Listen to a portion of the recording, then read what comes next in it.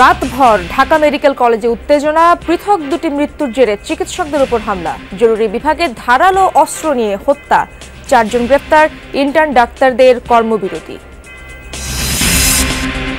বিএনপির 46তম প্রতিষ্ঠাবার্ষিকী ঘিরে নানা কর্মসূচি, গণতন্ত্রের জন্য লড়াই চালানো দলটির সামনে এখন মানুষের মন জয়ের চ্যালেঞ্জ।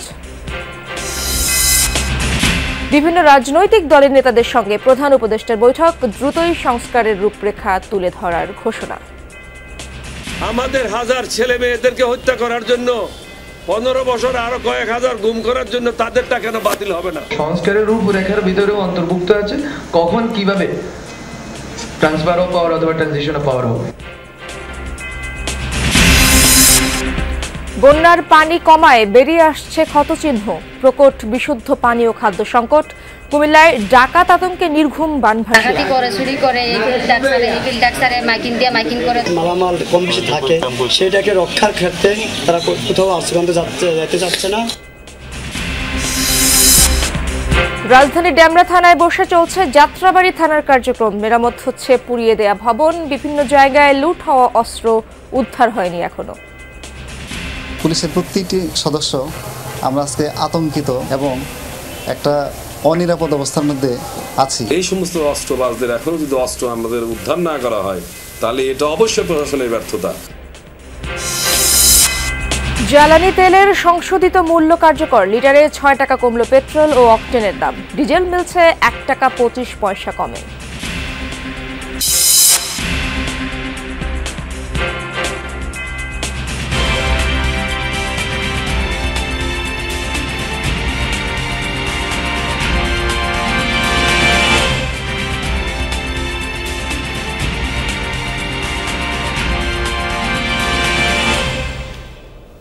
আমন্ত্রণ যমুনা নিউজে, আপনাদের সঙ্গে আছি আমি ইশরাত জাহান। এতক্ষণ শিরোনাম দেখছিলেন। মারধর, ভাঙচুর, হট্টগোলের মধ্যে দিয়ে ঢাকা মেডিকেল কলেজে পেরোলো উত্তেজনার রাত। 3টি পৃথক ঘটনার জেরে চিকিৎসকদের ওপর হয় হামলা, জরুরি বিভাগেও ধারালো অস্ত্র নিয়ে হয় মারামারি, ঘটেছে হত্যাকাণ্ড, গ্রেফতারের মতো গুরুতর বিষয়ও। সবকিছু মিলিয়ে নিরাপত্তা চেয়ে 24 ঘন্টার আলটিমেটাম দিয়েছেন চিকিৎসকরা। আজ থেকে ইন্টার্ন ডাক্তাররাও গেছেন কর্মবিরতিতে।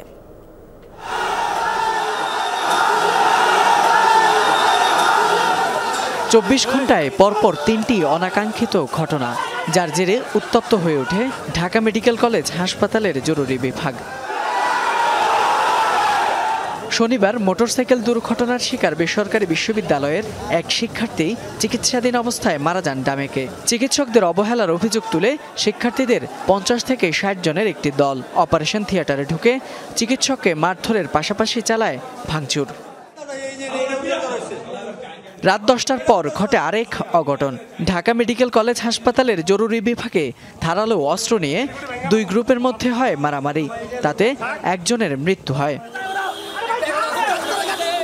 সেই ঘটনার রেশ কাটতে না কাটতেই রাত 11টায় বিষ পান করা এক রোগী মারা যায় হাসপাতালে। তাতে চিকিৎসকদের অবহেলার অভিযোগ তুলে আইসিইউতে ভাঙচুর চালায় স্বজনরা। এই ঘটনায় 4 জনকে আটক করে সেনাবাহিনী। সবকিছু মিলিয়ে উত্তেজিত হয়ে পড়ে চিকিৎসক ও মেডিকেল কলেজের শিক্ষার্থীরা। দেন আগামী 24 ঘন্টার মধ্যে দায়ীদের গ্রেফতারের আলটিমেটাম।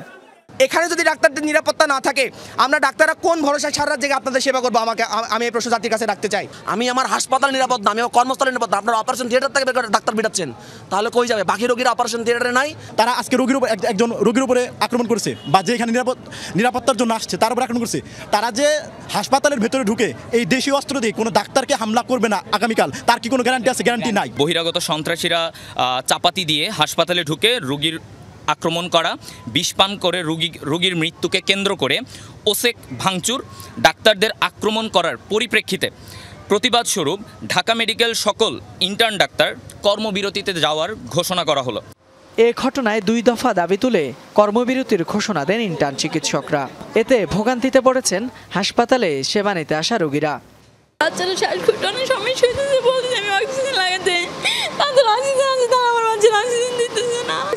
অক্সিজেন আছে আর ইমার্জেন্সি অক্সিজেন দিতে পারবেন।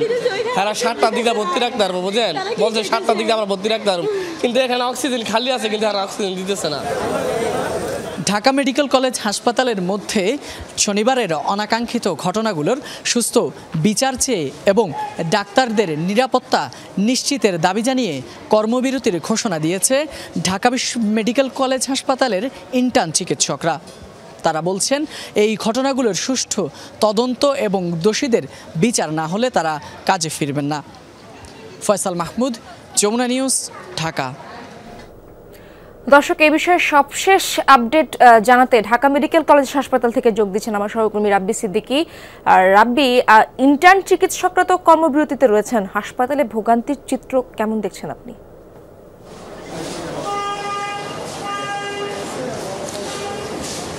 এখন যেহেতু মানে সকাল এবং আমরা দেখেছি যে জরুরি বিভাগের যে চিকিৎসক তারা কিন্তু সেবা দিচ্ছেন এবং খুব গুরুতর রোগী যাদেরকে হাসপাতালে আনা হচ্ছে তাদের কিন্তু সেবা দেওয়া হচ্ছে। এছাড়া আমরা হাসপাতালের ভেতরের চিকিৎসকদের যে কর্মবিরতি, বিশেষ করে ইন্টার্ন ডাক্তারদের যে কর্মবিরতি, সেই বিষয়ে এখন পর্যন্ত আমরা আনুষ্ঠানিক কোনো তথ্য এবং সেই সাথে কোনো চিত্রও কিন্তু আমরা দেখতে পাইনি।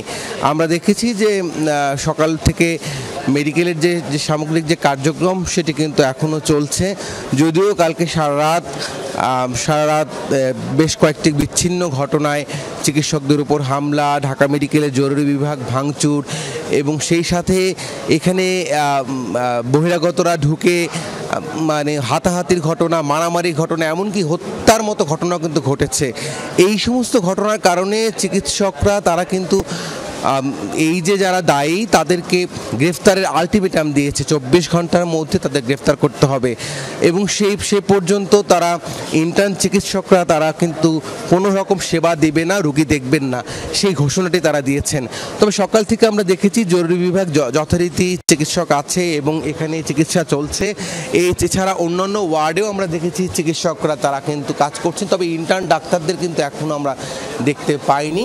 সেনাবাহিনী মোতায়েন আছে এবং পরিস্থিতি এখন পর্যন্ত আমরা যতটুকু দেখেছি ইসরাত, পরিস্থিতি এখন পর্যন্ত আইনশৃঙ্খলা পরিস্থিতি, ঢাকা মেডিকেলের জরুরি বিভাগের পরিস্থিতি ভালো। রাব্বি, ধন্যবাদ আপনাকে। বাংলাদেশ জাতীয়তাবাদী দল বিএনপির 46তম প্রতিষ্ঠাবার্ষিকী আজ। 1978 সালের 1 সেপ্টেম্বর বিভিন্ন দল মতের সমন্বয়ে বিএনপি প্রতিষ্ঠা করেন সাবেক রাষ্ট্রপতি জিয়াউর রহমান। প্রতিষ্ঠাতার আকস্মিক মৃত্যুর পর দলের হাল ধরেন তার স্ত্রী খালেদা জিয়া। প্রায় 5 দশকের পথ চলায় নানা ঝড় ঝাপটা মোকাবেলা করেছে দলটি। দীর্ঘ সময় গণতন্ত্রের জন্য লড়াই করা বিএনপির সামনে মূল চ্যালেঞ্জ মানুষের মন জয়। বিস্তারিত জানাচ্ছেন শরীফুল ইসলাম খান। খাদ্য উৎপাদন দ্বিগুণ করতে হবে। অস্থিতিশীল দেশে স্থিতিশীলতার বার্তা দিয়ে বিভিন্ন সেক্টরের যোগ্য ব্যক্তিদের নিয়ে বিএনপি গঠন করেন সাবেক রাষ্ট্রপতি জিয়াউর রহমান। ব্যক্তিগত সততা, নিষ্ঠাসহ আরও বিভিন্ন কারণে অল্প সময়ে সারা দেশে জনপ্রিয় হয়ে ওঠে দলটি। এরপর রাজনীতির নানা বাঁকে ঘটেছে নানা ঘটনা। গত 5 আগস্ট রাজনীতির পট পরিবর্তনে ক্ষমতায় না আসলেও চাঙ্গা হয়ে উঠেছে বিএনপি নেতাকর্মীরা। দলীয় প্রধানের তরফ থেকেও বার্তা দেওয়া হয়েছে সহ অবস্থানের। ধ্বংস নয়, প্রতিশোধ নয়, প্রতিহিংসা নয়, ভালোবাসা, শান্তি ও জ্ঞান ভিত্তিক সমাজ গড়ে তুলি। 45 বছরের পথ চলায় বিএনপি রাষ্ট্র ক্ষমতায় ছিল বেশ কয়েকবার। বহু ঘাত প্রতিঘাত মোকাবেলা করেছে বছরের পর বছর। 2007 থেকে 2024 সালের মাঝামাঝি পর্যন্ত ভয়াবহ দুঃসময় গেছে বিএনপির। নেতাকর্মীরা দিশেহারা ছিল পুলিশ আর আওয়ামী নির্যাতন নিপীড়নে। মামলা, হামলা, জেল জুলুমে তটস্থ থাকতে হয় তাদের। সংকটময় সময়টাতে আন্দোলন সংগ্রামে নেতৃত্ব দিয়েছেন মহাসচিব মির্জা ফখরুল ইসলাম আলমগীর। সিনিয়র নেতাদের সঙ্গে পরামর্শ করে দল চালিয়েছেন ভারপ্রাপ্ত চেয়ারম্যান তারেক রহমান। হাজার মাইল দূরে থেকে কর্মী সমর্থকদের প্রেরণা দিয়েছেন তিনি। বিএনপির প্রতিজ্ঞা দেশের মানুষের কাছে, আসুন আমাকে ভোট দিতে হবে এমন কোনো কথা নেই। আপনার ভোট আপনিই দিবেন, যাকে ইচ্ছা আপনিই দিবেন, কিন্তু আমার হাতকে আপনি শক্তিশালী করুন, আমাকে সহযোগিতা করুন, যাতে আমি আপনার ভোটের অধিকার প্রতিষ্ঠা করতে পারি। তবে বিএনপির উপর সবচেয়ে বড় ধাক্কা আসে দল গঠনের মাত্র 3 বছরের মাথায়। নির্মম নৃশংসভাবে হত্যা করা হয় প্রতিষ্ঠাতা জিয়াউর রহমানকে। শোক কাটিয়ে কিছুদিনের মধ্যেই রাজনীতিতে আসেন খালেদা জিয়া। শক্ত হাতে ধরেন বিএনপির হাল। তার নেতৃত্বে দেশের অন্যতম বৃহৎ দলের স্বীকৃতি পায় বিএনপি। ছাত্র জনতার অভ্যুত্থানে দেশ ছাড়েন শেখ হাসিনা, দায়িত্ব নেন অন্তর্বর্তী সরকার। এই পরিস্থিতিতে নতুন ইমেজে জনগণের কতটা কাছাকাছি যেতে পারবে বিএনপি, সেটাই এখন দেখার অপেক্ষা। শরীফুল ইসলাম খান, যমুনা নিউজ, ঢাকা। রাজনৈতিক দলগুলোর সাথে আলোচনার মাধ্যমে দ্রুতই সংস্কারের রূপরেখা তুলে ধরা হবে, এমনটা জানিয়েছেন প্রধান উপদেষ্টার বিশেষ সহকারী মাহফুজ আলম। সরকারের রূপরেখা, নির্বাচন, ক্ষমতা হস্তান্তর প্রক্রিয়া এবং সংবিধান সংস্কার হবে কিনা সেসব বিষয়েও উঠে এসেছে আলোচনায়। এর আগে বিভিন্ন রাজনৈতিক দল প্রধান উপদেষ্টার কাছে তুলে ধরেন সংস্কারের দাবি। তবে কোনো দলের পক্ষ থেকেই নির্বাচনের জন্য নির্দিষ্ট কোনো সময়সীমা বেঁধে দেওয়া হয়নি। রাষ্ট্র সংস্কারের যে লক্ষ্য নিয়ে কাজ করছে অন্তর্বর্তীকালীন সরকার, তার স্বরূপ কেমন হবে তা নিয়েই রাজনৈতিক দলগুলোর সাথে বৈঠক শুরু করেছেন প্রধান উপদেষ্টা ডক্টর মোহাম্মদ ইউনূস। প্রথমে বৈঠক হয় বিভিন্ন ইসলামী দলের সাথে। আগামী নির্বাচনের আগেই সরকার ও বিচার ব্যবস্থা এবং নির্বাচন কমিশন সহ রাষ্ট্রীয় প্রতিষ্ঠানগুলোর আমূল সংস্কারে নিজেদের প্রস্তাবনা তুলে ধরেন তারা। সামাজিক সংস্কারের অংশ হিসেবে আসছে দুর্গাপূজায় যেন কোনো ধরনের বিশৃঙ্খল পরিস্থিতির তৈরি না হয় সে বিষয়ে সতর্ক থাকতে ইসলামী দলগুলোর প্রতি আহ্বান জানান প্রধান উপদেষ্টা। অযথা কাল বিলম্ব না করে নির্বাচনের ব্যবস্থা যেন নির্বাচনের আয়োজন করেন সেই বিষয়টি আমরা বলেছি এবং মাননীয় প্রধান উপদেষ্টাও এই কথার সঙ্গে একমত পোষণ করেছেন যে প্রয়োজনীয় সংস্কারের পর কাল বিলম্ব না করে তারাও নির্বাচনের দিকে চলে যেতেই আগ্রহী। বিশেষ করে যে দুর্গাপূজা সহ আসছে, আমাদের সেখানে সহযোগিতা কোনো ধরনের নৈরাজ্য সৃষ্টি না হয় এ ব্যাপারে তারা আলোচনা করেছেন। বিকেলে ডক্টর মোহাম্মদ ইউনূসের সাথে বৈঠক করেন এলডিপি, গণফোরাম এবং জাতীয় পার্টির নেতৃবৃন্দ। সংবিধানের ৫৫ সংশোধনী বাতিল, একই ব্যক্তি ২ মেয়াদের বেশি প্রধানমন্ত্রী না থাকা সহ বিভিন্ন সংস্কারের বিষয় তুলে ধরা হয় প্রধান উপদেষ্টার কাছে। জামাতকে যদি ছোট ছোট তুচ্ছ কারণের জন্য তাদের নিবন্ধন বাতিল করা যায়, আমাদের হাজার ছেলে মেয়েদেরকে হত্যা করার জন্য 15 বছর আরো কয়েক হাজার গুম করার জন্য তাদেরটা কেন বাতিল হবে না?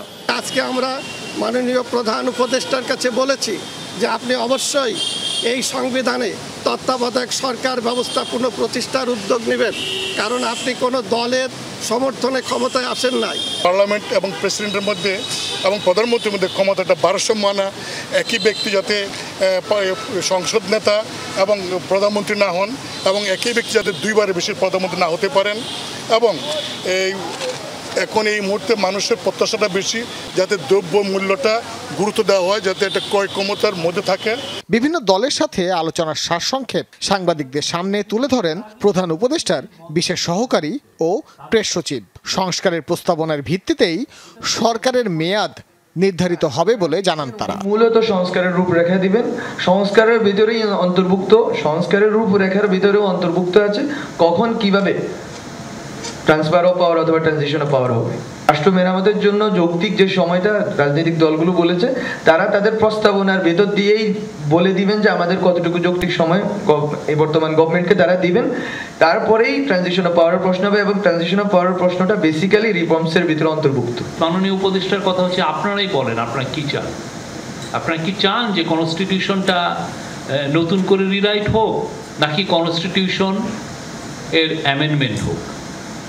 অনেকগুলো কথা এসছে। অনেকে বলছেন যে প্রেসিডেন্টের পাওয়ারটা একটু বাড়ানো হোক, অনেকে বলছেন যে যিনি হেড অফ দ্য গভর্নমেন্ট হবেন তিনি যেন 2 বারের বেশি যাতে না হন। সংবিধান সংস্কার নাকি নতুন করে লেখা হবে সেই বিষয়েও রাজনৈতিক দলগুলোর সাথে প্রধান উপদেষ্টা আলোচনা করেছেন বলে জানানো হয় সংবাদ সম্মেলনে। ভাস্কর ভাদুরী, যমুনা নিউজ, ঢাকা। ধীর গতিতে বানের জল নামায় কমছে না দুর্ভোগ। বাড়ি ফিরে ঘর মেরামতো শুরু করেছেন অনেকে।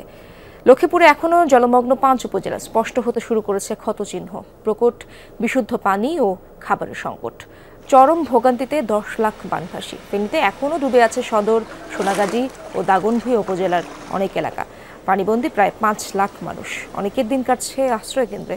কুমিল্লার প্লাবিত 14 উপজেলা থেকে ধীর গতিতে নামছে পানির জল। তবে এখনও 11 লাখ মানুষ পানিবন্দী রয়েছেন। যারা ঘর বাড়িতে ফিরছেন তারা মেরামতে ব্যস্ত। নোয়াখালীর কিছু এলাকা এখনও বিদ্যুৎ বিচ্ছিন্ন রয়েছে। ছড়াচ্ছে চর্ম ও পানিবাহিত রোগ। থেকে বাইরে পারি না, যেহেতু পাক করতে পারে না, খাইতে পারি না, আমরা অনেক কষ্টে জীবন যাপন করতে আছি। জলাবদ্ধতা হচ্ছে খাল দখল করার কারণে। কিছু ক্ষমতাবান লোক খালগুলো দখল করে রাখছে, অপরিকল্পিত ব্রিজ করে রাখছে, যার কারণে পানি জলাবদ্ধতা সৃষ্টি হচ্ছে। আমাদের বন্যা পানিগুলো নামতেছে না। বিভিন্ন রোগ দেখা দিচ্ছে, শরীরের পোস্কা, পায়ের চুলকানি এগুলো বাড়তেছে। চরম অবস্থায় আমরা বসবাস করতেছি। আর যেভাবে দ্রুত গতিতে পানি নামার কথা সেভাবে তো নামতেছে না। দর্শক, বন্যার খবরাখবর জানাবো। বন্যা পরিস্থিতির সবশেষ খবর কি অবস্থা লক্ষ্মীপুরে জানতে চাই আমার সহকর্মী আনিস কবির সেখানে রয়েছেন। আনিস, বন্যার পানি সেখানে কতটা কমলো এবং আশ্রয় কেন্দ্র থেকে বানভাসীরা কি বাড়ি ফিরতে শুরু করেছে?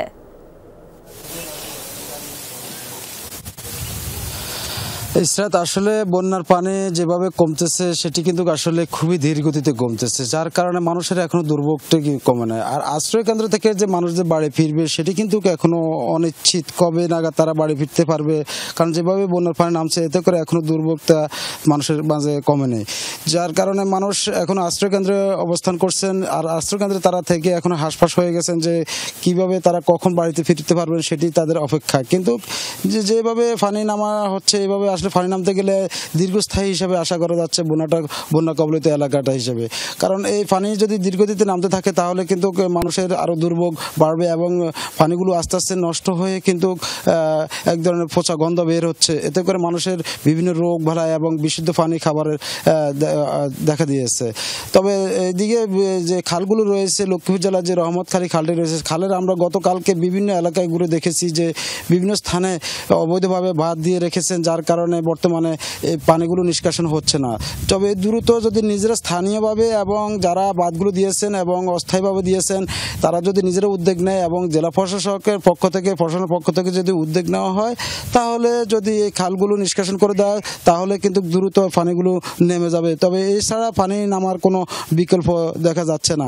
তবে এইদিকে যে আশ্রয়কেন্দ্র যারা এখনো আছেন এবং যে ক্ষতচিহ্নগুলো পানি কিন্তু দীর্ঘগতিতে নামার কারণে রাস্তায় বিভিন্ন এখনো সড়কে বিভিন্ন স্থানে এখনো পানি দেখা যাচ্ছে। তবে আস্তে আস্তে কিন্তু ক্ষতচিহ্নগুলো দেখা যাচ্ছে। তবে সেটি এখনো কতটুকু হচ্ছে সেটি এখন পুরোপুরি দেখা যাচ্ছে না। ইসরাত, আনিস, ধন্যবাদ আপনাকে। কুমিল্লার ব্রাহ্মণপাড়ার বানভাসীদের নতুন আতঙ্ক ডাকাত। তাই সপ্তাহখানেক বন্যার পানিতে আটকা পড়লেও আশ্রয় কেন্দ্রে যেতে পারছেন না অনেকে। পাহারা দিচ্ছেন ভিটেমাটি। এদিকে দুর্গম এলাকা হওয়ায় মিলছে না পর্যাপ্ত ত্রাণ। কোমর সমান পানিতে বসবাস, তবু আশ্রয় কেন্দ্রে যাওয়ার ইচ্ছে নেই, কারণ ডাকাত আতঙ্ক। ঘরবাড়ি খালি রাখলে চোখের নিমিষে লুট হয়ে যেতে পারে সর্বস্ব। গেল এক সপ্তাহ ধরে এভাবেই দিন কাটাচ্ছে কুমিল্লা ব্রাহ্মণপাড়ার 7 ইউনিয়নের মানুষ। বন্যার আঘাতে এমনি ক্ষতিগ্রস্ত বাড়িঘর, আসবাবপত্র, তার উপর ডাকাতির উপদ্রব। তাই অনাহারে থেকেও ভিটেমাটির পাহারায় বানভাসীরা। ডাকাতি করে, চুরি করে, এপিল ডাক্তারে মাইকিং দিয়ে মাইকিং করে, তখন ভয়ে আমরা আর কোন ফেল যাইতে পারতেছি না। যার যার মাল বাসার দড়ি সরাইয়া নেওয়ার মতন কোনো ক্যাপাসিটি পাওয়া গেছে না। এই জন্য মাল বাসার পর্দনের লাগিয়া থাকতে আছে। প্রতিনিয়ত ডাকাতের যে একটা ভয়, তাদের এই পানিতে যদি তাদের মালামাল কম বেশি থাকে সেটাকে রক্ষার ক্ষেত্রে তারা কোথাও আশ্রয় যাইতে চাচ্ছে না।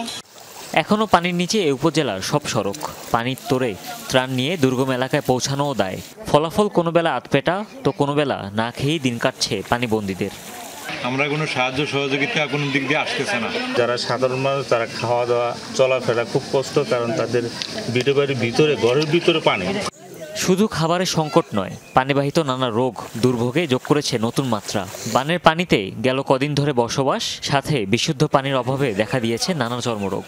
আশ্রয়কেন্দ্রগুলোতে সেবা দিয়ে যাচ্ছে সরকারি বেসরকারি চিকিৎসকরা, তবে প্রয়োজনের তুলনায় ওষুধ সংখ্যা খুবই কম। জ্বর আছে, ঠান্ডি আছে, কাশি আছে, চুলকানি আছে, এসব সব সমস্যা আছে। বাচ্চা কাচ্চা নিয়েও সমস্যা আছে, বাচ্চার শরীর ভালো না। বন্যা পরবর্তী কার্যক্রমটা আমাদের চলবে যতক্ষণ পর্যন্ত এই প্রবলেমটা সলভ না হয়, এবং বন্যা দুর্গত এলাকা থেকে যত সব পেশেন্ট আসবে আমরা ওদের ফ্রি ট্রিটমেন্ট, ফ্রি এভরিথিং আমরা ফ্রি প্রোভাইড করবো ইনশাল্লাহ। জেলা প্রশাসনের তথ্য মতে এবারে বন্যায় ক্ষতিগ্রস্ত প্রায় 11 লাখ কুমিল্লাবাসী। তাদের স্বাভাবিক জীবনে ফেরাতে সরকারের পাশাপাশি বিত্তবানদের এগিয়ে আসার আহ্বান সচেতন মহলের। হুমায়ুন রশিদ, যমুনা নিউজ। নোয়াখালী সদরে একটি বেসরকারি হাসপাতালে সেপটিক ট্যাঙ্ক বিস্ফোরণে অন্তত 7 জন আহত হয়েছেন। শনিবার রাতে শহরের আদর হাসপাতালে হয় এই দুর্ঘটনা। প্রত্যক্ষদর্শীরা জানান, ভবনের বেসমেন্টে 2 শ্রমিক সেপটিক ট্যাঙ্ক পরিষ্কার করছিল। হঠাৎ বিকট শব্দ হয়, বিস্ফোরণ, কেঁপে ওঠে চারপাশ, ধসে পড়ে নিচে। বিধ্বস্ত হয় সেপটিক ট্যাঙ্কের ওপরে থাকা ফার্মেসি। আহত হন 7 জন। তাদের মধ্যে 3 জনের অবস্থা গুরুতর হওয়ায় ঢাকায় আনা হয়েছে। বিস্ফোরণের কারণ খতিয়ে দেখছে ফায়ার সার্ভিস।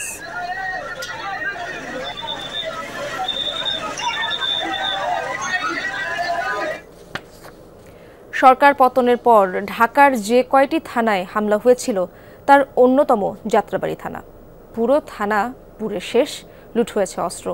নিকটবর্তী ডেমরা থানায় সীমিত পরিসরে চলছে যাত্রাবাড়ি থানার কার্যক্রম। রাজধানীর থানার পুলিশিং কার্যক্রম নিয়ে রাব্বিস সিদ্দিকীর ধারাবাহিক প্রতিবেদনের আজ দেখুন প্রথম পর্ব। ক্যামেরায় ছিলেন দিহান তালুকদার।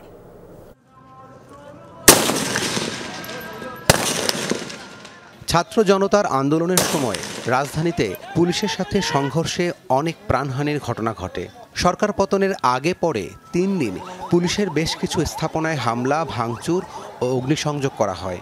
5 আগস্ট শেখ হাসিনার দেশত্যাগের পর সারা দেশে পুলিশি কার্যক্রম বন্ধ হয়ে যায়। পুলিশ সদস্যরা থানায় আসতে সাহস পাননি। 9 আগস্ট রাজধানীসহ দেশের বিভিন্ন থানায় সীমিত পরিসরে কার্যক্রম শুরু করা হয়। তবে যাত্রাবাড়ি থানায় এসে দেখা যায় পুড়ে যাওয়া থানা ভবন মেরামতের কাজ চলছে।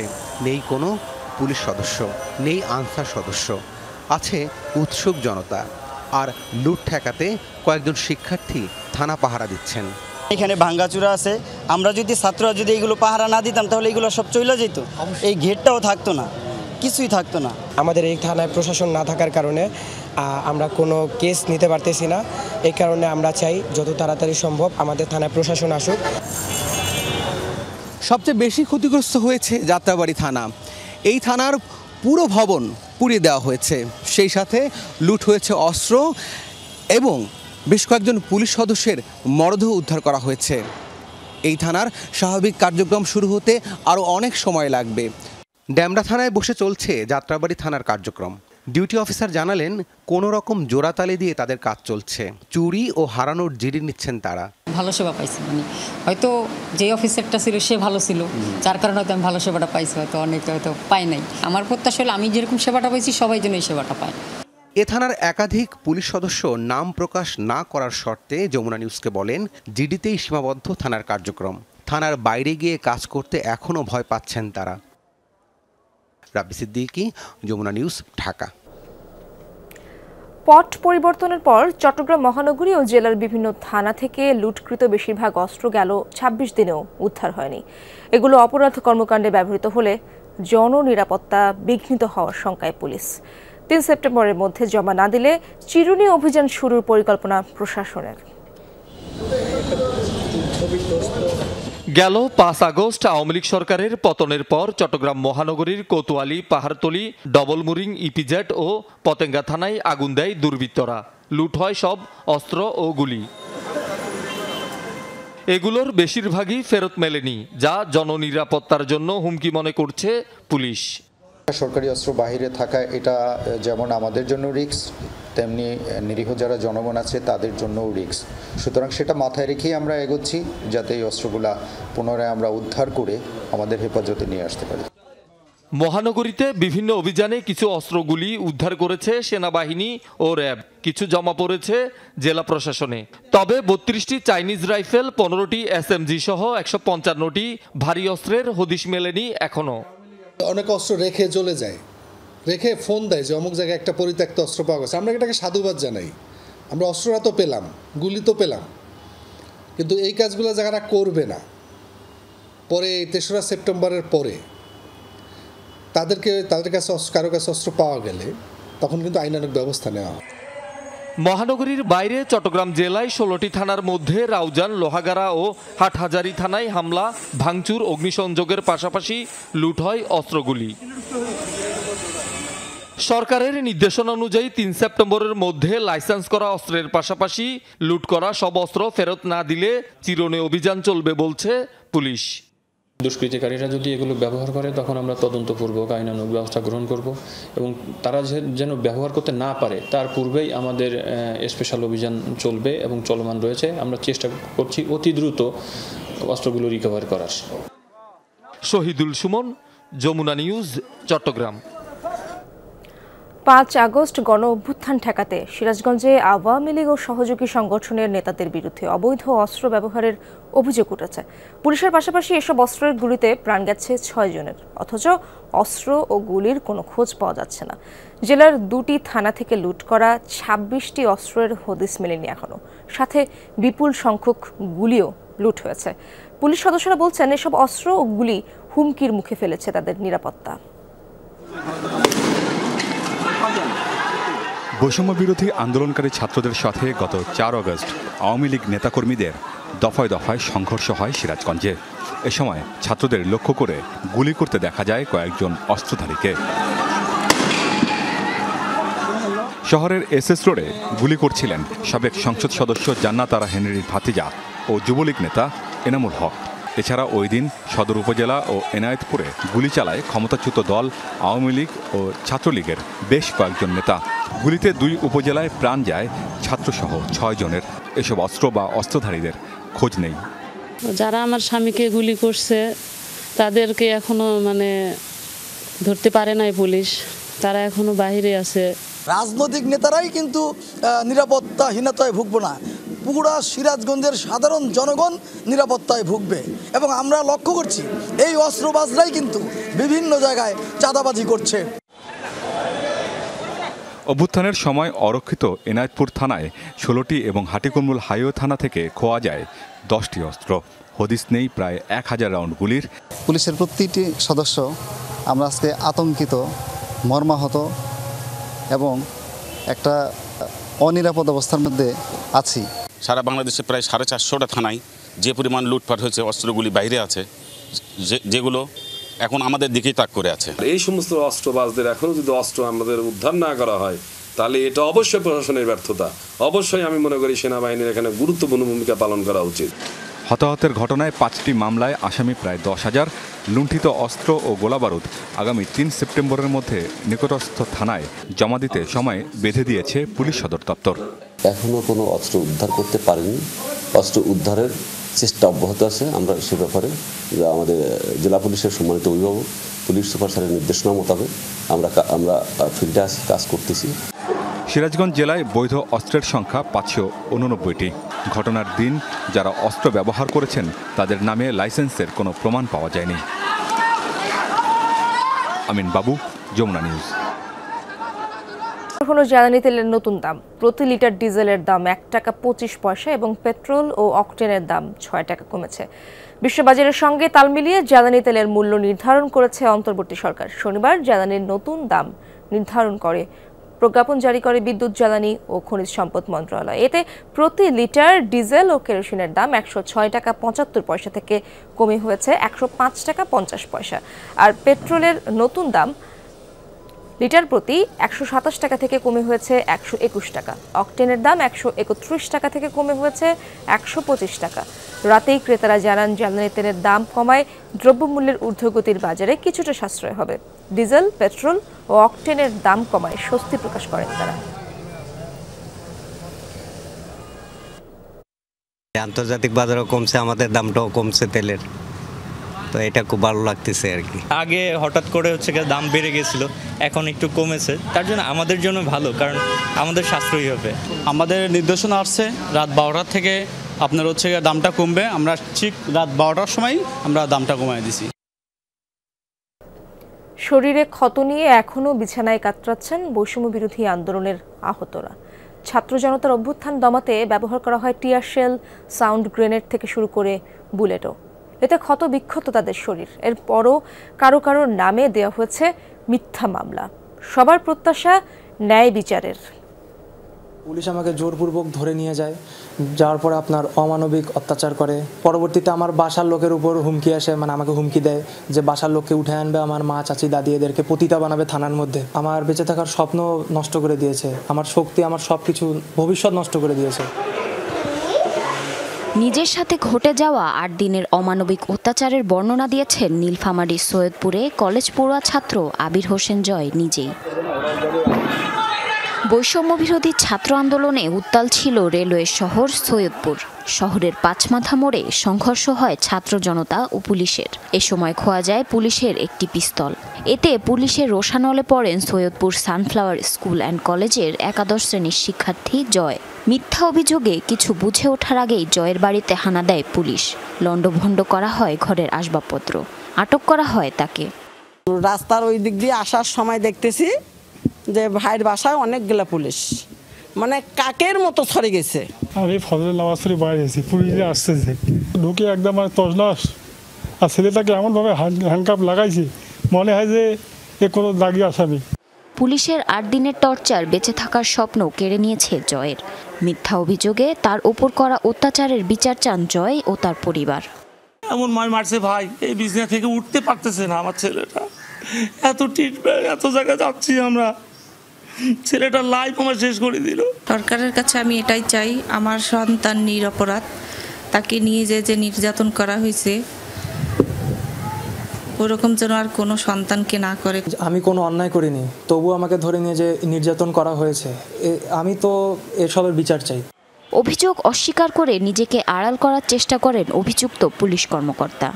তথ্যটা সঠিক না, আমরা কোনো নির্যাতন করি নাই। আমরা অস্ত্র যেটা হারিয়েছিল এই ব্যাপারে আমরা কিছু লোককে গ্রেপ্তার করেছিলাম, এটা সত্য, এবং আমরা কোর্টে চালানো দিয়েছিলাম, তবে কাউকে আমরা নির্যাতন করিনি। বৈষম্য বিরোধী আন্দোলনে নিজের একটি পা হারিয়ে সারা জীবনের মতো পঙ্গুত্ব বরণ করেছে কিশোরগঞ্জের মাদ্রাসা শিক্ষার্থী জুনায়েদ আহমেদ। রাজধানীর যাত্রাবাড়ি এলাকায় একটি মাদ্রাসায় পড়াশোনা করতেন জুনায়েদ। বাবা শারীরিক প্রতিবন্ধী হওয়ায় একই সঙ্গে টিউশনি করে নিজের ও পরিবারের খরচ যোগাতেন তিনি। 5 আগস্ট রাজধানীর যাত্রাবাড়ি এলাকায় বৈষম্য বিরোধী আন্দোলনে অংশ নেয় জুনায়েদ। এ সময় পুলিশের ছোড়া এলোপাতাড়ি গুলি এসে লাগে তার পায়ে। পুলিশের সেই গুলি কেড়ে নেয় জুনায়েদ ও তার পরিবারের স্বপ্ন। যখন আমরা যাত্রাবাড়ি পৌঁছি তখন কাজলা যাইতে আমাদের উপর পুলিশ অতর্কিত হামলা চালায়। ভয়ে মাপ চাইলাম, পাশে এক গুলিতে দুধ দিলাম, দুধ দেওয়ার সাথে সাথে তারা আমাদের উপর গুলি করে। পরিবারের অবস্থা ফেরাতে জুনায়েদের এখন প্রয়োজন সরকারি সহযোগিতার। একমাত্র আল্লাহ পাকই জানে কি অবস্থা তাদেরকে দিনকাল চলতে হবে। একজনের কিছু ফসলি দিলে আমার সংসার চলে, নাহলে আমার সংসার চলে। এই যদি সে এই কর্মটা মানে থাকতে পারতো তাহলে মানে সেই পরিবারটা ঘুরে দাঁড়াইতে পারত। শুধু জয় ও জুনায়েদই নয়, এভাবে সুস্থ জীবনের আশায় দিন কাটাচ্ছেন দেশের বিভিন্ন প্রান্তের কয়েকশো শিক্ষার্থী। জারিন অর্নি, যমুনা নিউজ। নরসিংদীতে সড়ক দুর্ঘটনায় 4 জন নিহত হয়েছে, আরও 4 জন গুরুতর আহত। ফায়ার সার্ভিস ও বেঁচে যাওয়া স্বজনরা জানায়, সদ্য বিবাহিত ইমরান আহমেদ সপরিবারে স্ত্রী তানজিনার বোনের বাড়িতে বেড়াতে যান। শনিবার রাতে নরসিংদী ফেরার পথে মাইক্রোবাসটি ঢাকা সিলেট মহাসড়কের ডগরিয়া এলাকায় সিমেন্টবাহী কাভার্ড ভ্যানের সাথে মুখোমুখি সংঘর্ষ হয়। ঘটনাস্থলেই নতুন বউসহ প্রাণ হারান 4 জন। ফায়ার সার্ভিস ও স্থানীয়দের সহায়তায় আহতদের উদ্ধার করে ঢাকা মেডিকেল কলেজ হাসপাতালে পাঠানো হয়েছে। কাভার্ড ভ্যানটি জব্দ হলেও চালক পলাতক।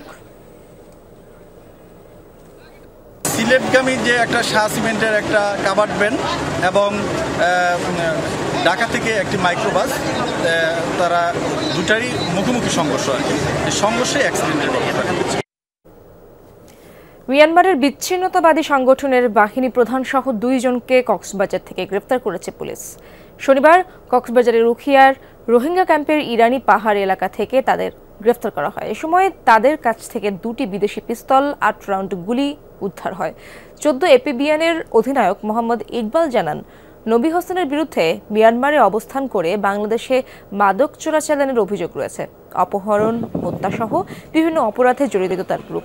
উখিয়া থানায় রয়েছে একাধিক মামলাও। নবী হোসেনের সাথে তার ভাই সৈয়দ হোসেনকেও গ্রেফতার করা হয়েছে। মাতারবাড়ির বিদ্যুৎ কেন্দ্রের প্রায় 15 কোটি টাকার তামার কেবল পাচারকালে 7 জনকে আটক করেছে নৌবাহিনী। শনিবার দুপুরে তারা একটি চালান আটক করে। এরপর থেকে বিদ্যুৎ কেন্দ্রের বিভিন্ন জায়গায় অভিযান শুরু করে নৌবাহিনী। জানানো হয়, গোয়েন্দা সংস্থার দেয়া তথ্যের ভিত্তিতে নৌবাহিনীর লেফটেন্যান্ট কমান্ডার সৈয়দ সাকিব আহমেদের নেতৃত্বে চালানো হয় অভিযান। এ সময় বিদ্যুৎ কেন্দ্রের 4 নম্বর জেটি ঘাট থেকে 4টি কন্টেইনার সহ 7 জনকে হেফাজতে নেয়। কেবলগুলো চট্টগ্রামের কোম্পানি ইকবাল মেরিন সম্পূর্ণ অবৈধভাবে বিদ্যুৎ কেন্দ্র থেকে বের করে জেটি ঘাটে নিয়ে যায়। জিজ্ঞাসাবাদে জানা যায়, এই ঘটনায় প্রকল্প পরিচালক আবুল কালাম আজাদ, প্রধান প্রকৌশলী মোহাম্মদ সাইফুল ইসলাম ও প্রকল্পের সহকারী নিরাপত্তা কর্মকর্তা মোহাম্মদ আলফাজ হোসেন জড়িত।